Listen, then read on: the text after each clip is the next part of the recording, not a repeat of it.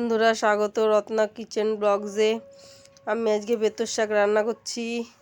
দেখতে পাচ্ছ বেতর শাক কুচিয়ে নিয়েছি, লঙ্কা রসুন কালো জিরা ফোড়ন দিয়ে শাকটা রান্না করছি। বেতর শাকটা বেগুন দিয়েও করা যায়, আমরা বেগুন খেতে পারি না, এর জন্য শুধুই করছি। এটাও খুব সুন্দর খেতে হয়, খুব অল্প পরিমাণে তেলেই এটা শাকটা ভাজা ভাজা হয়ে যাবে। আর সত্যি বলছি, খেতে দারুণ টেস্ট হয়েছিল, তোমরা একদিন ট্রাই করে দেখো। আর আমাদের বাড়িতে 4 জন সদস্য আছে, আর একজন পোষ্য আছে, তার নাম রোমা। তাকে একদিন দেখাবো, আর ওকে কি রান্না করে আমি খাওয়াই সেটাও দেখাবো। ও কিন্তু খুব স্নান করতে ভালোবাসে, স্নানের কথা বললেই চেঁচামেচি শুরু করে দেয়।